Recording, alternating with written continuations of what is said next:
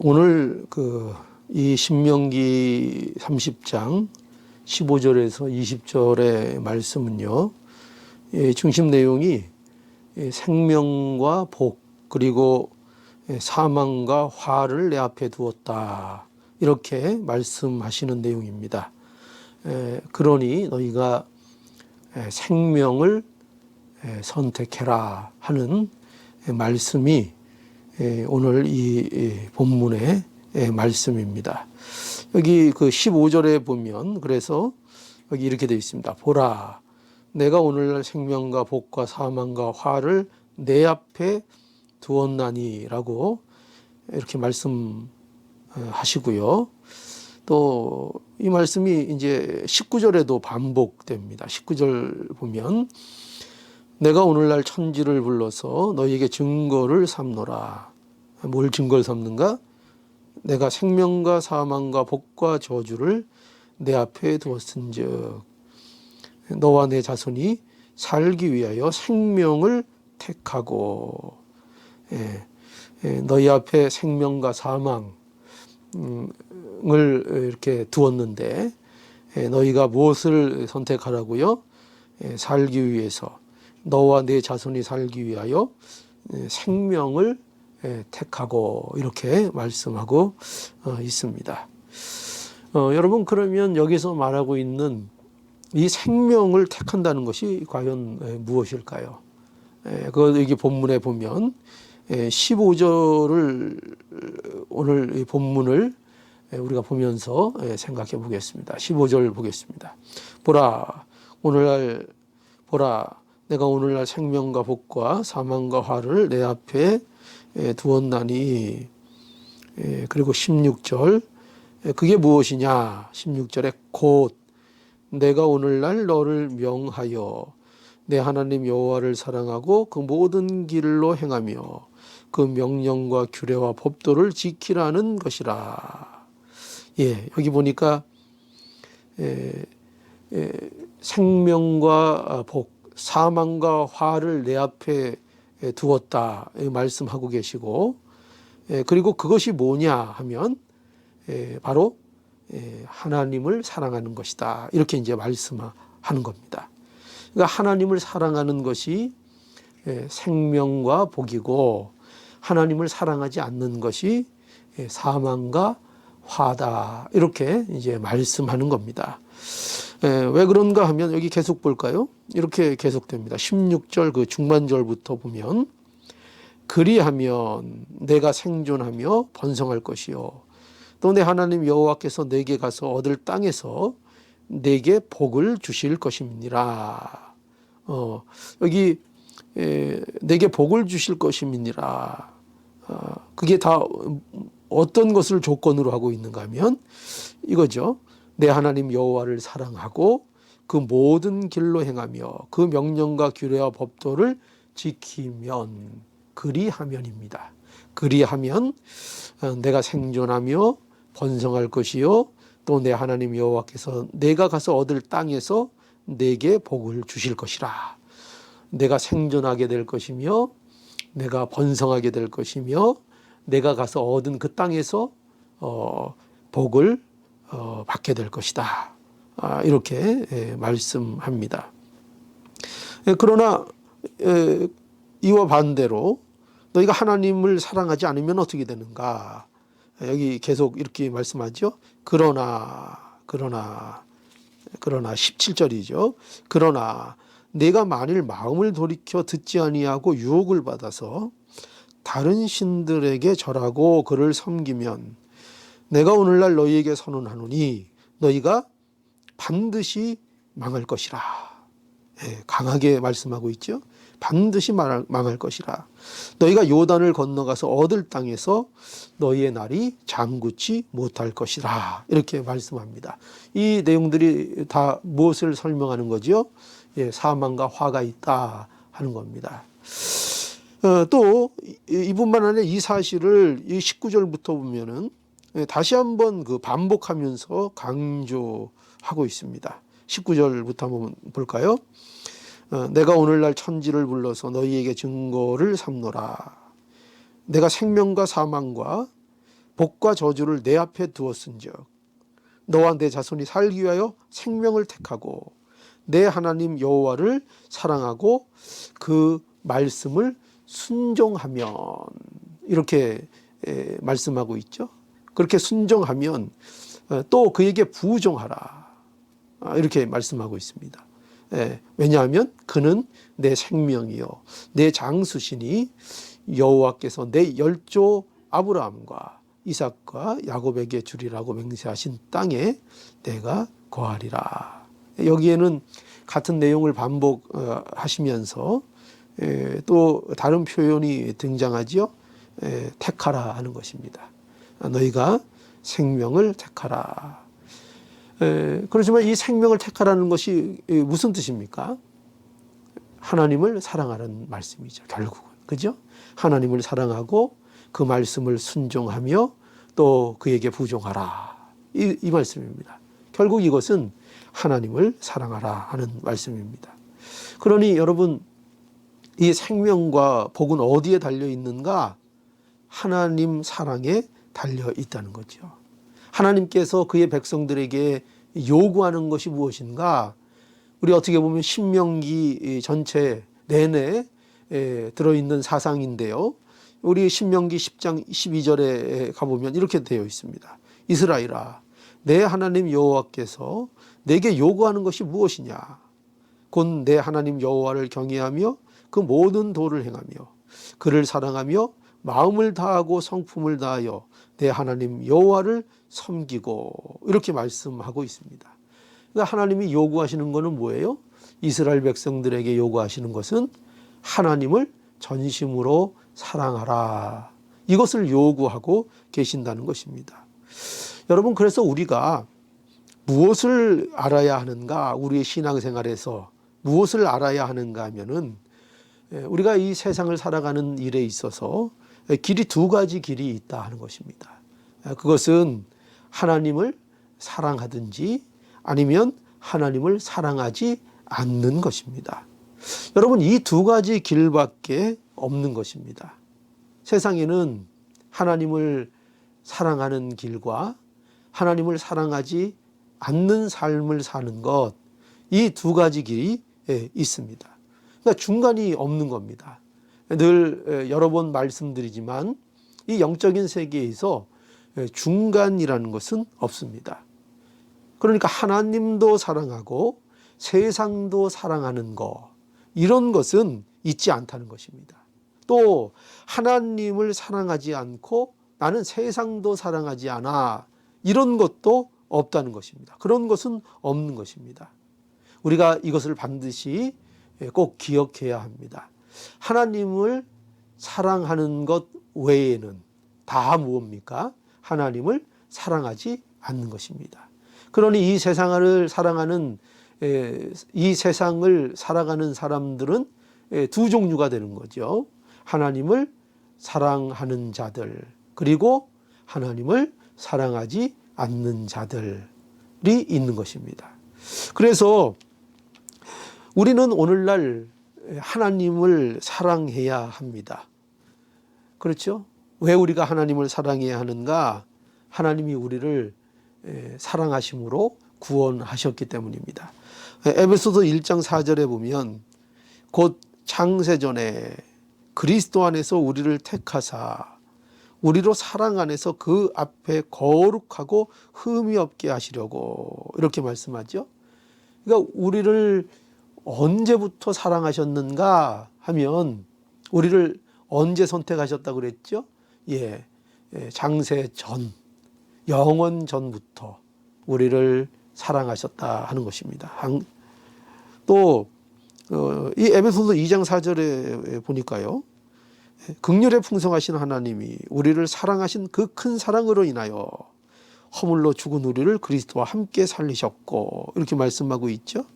그러니까 우리를 그리스도와 함께 살리셨는데 그 동기가 뭐냐, 그 근거가 뭐냐 하면 그것 역시 하나님이 사랑이라는 것입니다. 하나님이 사랑하심으로 우리를 살리셨다, 이렇게 말씀하고 있고, 또 요한복음 3장 16절에 보니까 하나님이 세상을 이처럼 사랑하사 독생자를 주셨다 말씀하고 있습니다. 얼마나 그의 백성을 사랑하시는가 할 때 독생자 그의 성자 예수 그리스도를 내어 주시기까지 사랑하셨다. 이렇게 말씀하는 겁니다. 그러니까 하나님의 사랑은 어떤 사랑이에요?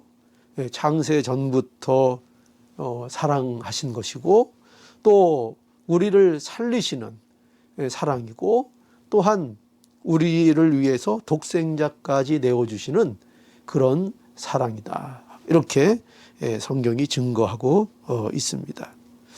그래서 우리는 이러한 사랑을 받은 자들이기 때문에 마땅히 우리가 하나님을 사랑해야 할 것입니다. 그리고 그렇게 마땅히 사랑하는 그 길이 또 우리에게 복이 되는 길이고 그것이 우리에게 생명이고 그것이 우리에게 복이라고 말씀하는 겁니다. 그런데 우리는 과연 하나님을 사랑하고 있는가? 예, 우리가 한번 점검해 봐야 될 문제죠. 우리가 이러한 사랑을 받았는데 과연 오늘날 우리의 삶 속에서 우리가 하나님을 사랑하고 있는가? 이 문제를 우리가 한번 점검해 보아야 하는 것입니다. 그런데 이것을 점검할 수 있는 가장 중요한 내용이 있습니다. 그게 뭐냐면 말씀에 대한 순종입니다. 저와 여러분들이 과연 하나님을 사랑한다 이렇게 하는데 과연 그러면 우리가 하나님의 말씀을 순종하는 삶을 살고 있는가? 이것을 우리가 생각해 보아야 한다는 거죠. 요한복음 15장 10절에 보니까 내가 아버지의 계명을 지켜 그의 사랑 안에 거하는 것 같이 너희도 내 계명을 지키면 내 사랑 안에 거하리라. 예수님께서 하신 말씀인데요. 예수님도 하나님께 순종하는 삶을 사셨습니다. 온전히 순종하셨죠. 그런데 그 순종이 어떻게 순종하신 것인가 하면 하나님을 사랑함으로 그의 말씀을 순종했다 하는 것입니다. 그러니까 사랑하게 되면 거기에는 뭐가 항상 따라옵니까? 그 말씀에 대하여 순종하는 것이 따라온다 하는 것이죠. 그래서 하나님을 사랑하는 자의 증상이 어떤 것이냐? 저와 여러분들이 하나님을 사랑할 때에 그 사랑함에 나타나는 증상이 무엇이냐 하면 말씀을 좋아하는 것입니다. 하나님의 말씀을 좋아하고 그 하나님의 말씀을 즐거워하는 것입니다. 그래서 시편 1편 2절에 보니까 이런 고백이 있죠. 오직 여호와의 율법을 즐거워하며 그 율법을 주야로 묵상하는 자로다. 이거 우리가 잘 알죠. 복 있는 자가 어떤 자냐 할 때 오직 여호와의 율법을 즐거워하며, 그러니까 율법을 즐거워한다는 겁니다. 또 그 율법을 주야로 묵상한다는 것입니다. 이것이 하나님을 사랑하는 자의 증상이라고 말할 수 있습니다. 왜 하나님의 율법이 즐거운 겁니까? 하나님을 사랑하기 때문입니다. 어떻게 그의 말씀을 항상 묵상할 수 있습니까? 하나님의 말씀이 우리를 모든 고난과 두려움에서 또 담대케 하고 또 승리케 하시는 말씀이라는 것을 믿고 있기 때문입니다. 왜냐하면 하나님은 우리를 사랑하시는 하나님이시기 때문입니다. 그래서 복 있는 사람은, 정말 하나님을 사랑하는 사람은 하나님의 말씀을 즐거워하게 되고요, 그 율법을 주야로 묵상하는 것입니다. 또 시편 119편 92절에 보니까 주의 법이 나의 즐거움이 되지 아니하였다면 내가 내 고난 중에 멸망하였으리이다. 얼마나 은혜로운 말씀입니까? 주의 법이 나의 즐거움이 되었기 때문에 내가 고난 중에 있었을 때에도 그 하나님의 말씀으로 인하여, 나를 사랑하시는 하나님의 말씀으로 인하여 내가 어떤 고난 중에서도 낭망하지 않고 멸망당하지 않고 그 모든 것을 이겨내었다. 그것이 나에게 말씀이 있었기 때문에 그 일이 이루어졌다. 이렇게 고백하고 있는 것입니다. 그래서 하나님의 말씀을 즐거워하고 기뻐하는가? 여러분, 우리가 우리 자신에게 이 사실을 한번 점검해 보아야 할 것입니다. 하나님 말씀에 대한 우리의 마음은 어떠합니까? 하나님의 말씀에 대한 우리의 마음에 즐거움이 있는가? 하나님의 말씀에 대한 기쁨이 있는가? 또 우리가 당하는 고난들에 대하여 하나님의 말씀을 바라보고 있기 때문에 승리하는 그런 날들이 되어지고 있는가? 우리가 우리 자신을 점검해 보아야 할 것입니다. 그래서 여러분, 우리가 하나님을 사랑하는 것은요, 결코 어떤 거창한 일을 하는 게 아닙니다. 하나님을 사랑하는 것에 대해서 우리가 좀 오해를 하는 경향이 있습니다.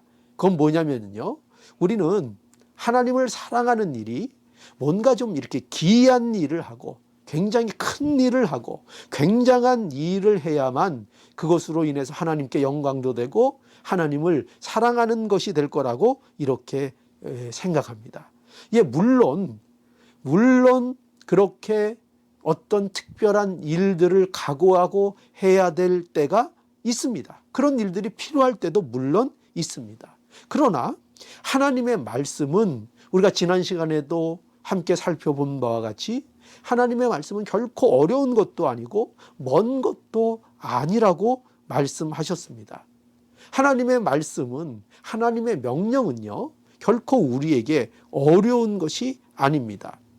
하나님의 명령은 우리가 하나님을 사랑하는 것이 그 중심인데, 그 하나님을 사랑하기 위해서 우리가 뭐 돈을 많이 벌어서 바쳐야 된다거나, 또 우리가 이 세상에서 굉장한 남다른 무슨 업적을 남겨야 한다거나, 또 무슨 우리가 큰 지식이 있어야 된다거나, 또 우리가 무슨 큰 권력을 가지고 있어야 한다는 것이 아닙니다. 그런 것이 있어야 하나님을 사랑할 수 있는 것이 아니지요. 하나님을 사랑한다는 것은 오히려 그와 반대일 수 있습니다. 우리의 삶의 모든 순간 속에서 우리가 살아가는 매일의 삶이 있지 않습니까? 우리의 가까운 일상의 삶 속에서 할 수 있는 것들을 하라고 말씀하고 있는 거지요. 그것이 뭡니까? 그 대표적인 것이 하나님의 말씀을 즐거워하는 겁니다. 하나님의 말씀을 기뻐하는 것입니다. 그리고 그 말씀 안에서 우리가 서로 사랑하는 것입니다. 성도들끼리 교제하고 성도들 안에 하나님의 말씀을 가지고 말씀의 교제를 나누는 것입니다. 그래서 시간을 함께 내서 함께 하는 것입니다. 여러분, 우리가 사랑하면 나타나는 증상이 뭐죠?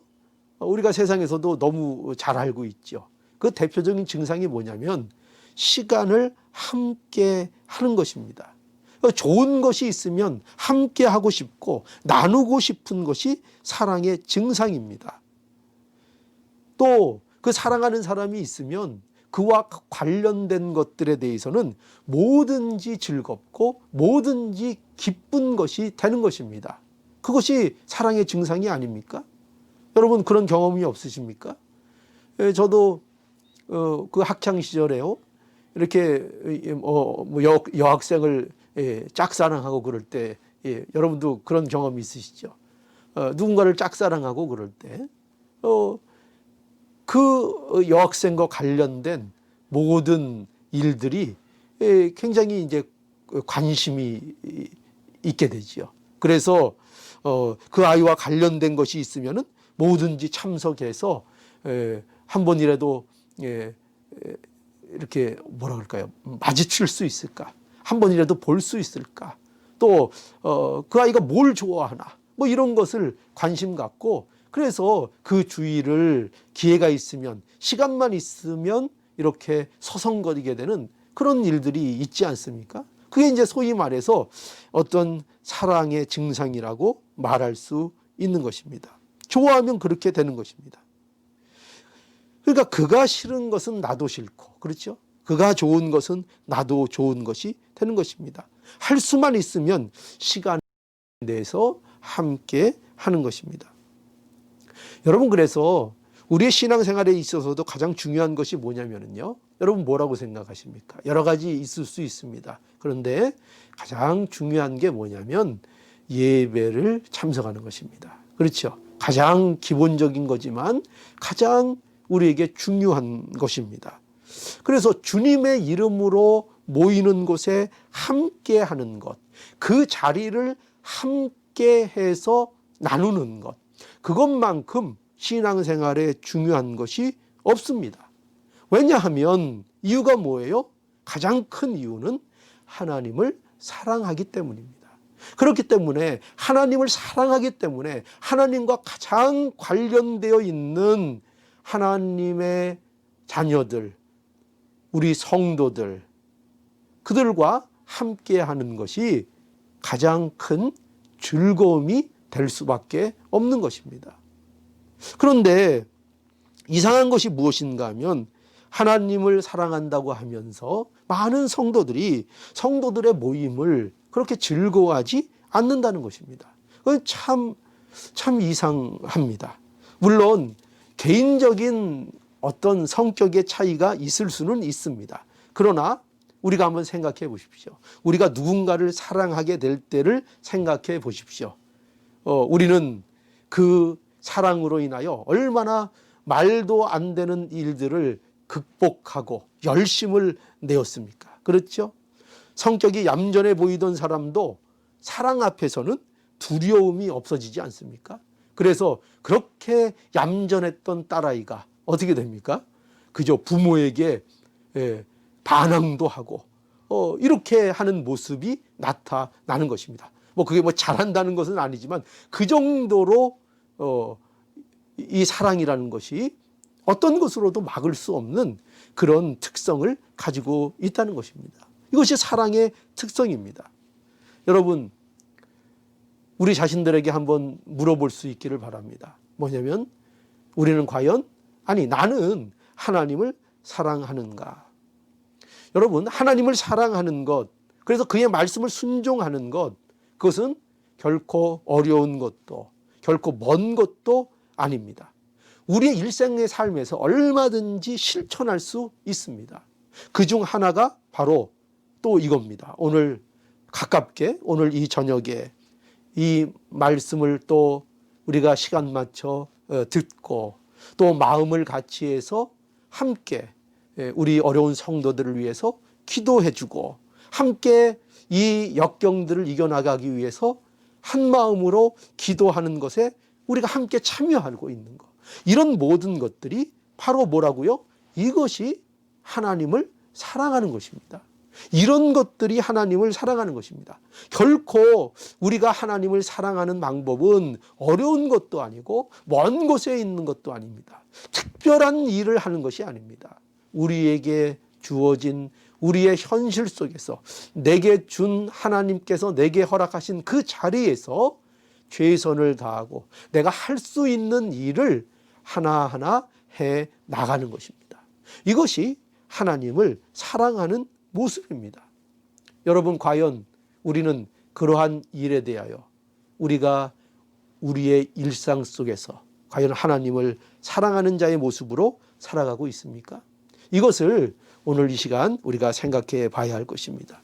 하나님께서 오늘날 우리 앞에 생명과 복 그리고 사망과 화를 두셨습니다. 우리는 반드시 이 둘 중 하나의 모습으로 살아야 합니다. 우리는 무엇을 선택해야 될까요? 마땅히 생명과 복입니다. 마땅히 하나님을 사랑하는 것입니다. 그러니 오늘도 여러분에게 주어진 삶의 일상에서 하나님을 사랑하는 자로 살 수 있기를 간절히 바랍니다. 그것은 결코 어려운 것도 먼 것도 아닙니다. 우리가 하나님을 사랑한다면요.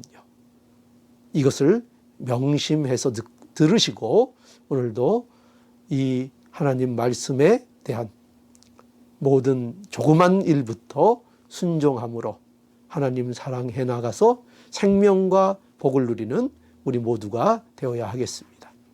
기도하시겠습니다. 거룩하신 하나님, 은혜와 사랑을 감사합니다. 우리가 예전에는 하나님 사랑할 수 없는 자였는데 예수 그리스도 안에서 이제 하나님 사랑하는 자로 불러주시니 감사합니다. 이것이 우리의 복인 줄 알고 우리의 삶 속에서 생명과 복을 선택하는 하나님을 사랑하며 사는 우리가 되게 하여 주시옵소서. 먼 곳에 있는 것도 아니고 어려운 것도 아니라고 말씀하셨사오니 우리에게 주어진 일부터 순종하게 해주시고 우리가 맡겨진 일에 순종함으로 또 우리의 자리를 지키는 것으로 인하여 하나님 앞에 순종하며 하나님을 더욱더 사랑하는 우리 모두가 되게 하여 주시옵소서. 예수님의 이름으로 기도하옵나이다. 아멘. 또 오늘 함께 기도하기를 원합니다. 이번 주간은 저희 가정 위해서 기도하는 주간입니다. 저와 또 우리 집사람과 또 저희 아이들을 위해서 기도해 주시고 또 이 목회자의 집안이 또 평안할 수 있도록 그래서 하나님 말씀을 증거하는 일에 더 전념할 수 있도록 여러분 기도해 주시기를 간절히 바랍니다. 또 우리 병으로 고통당하고 있는 우리 성도님들 또 마음의 고통 중에 있는 성도님들 위해서 기도해 주시기를 또 바랍니다.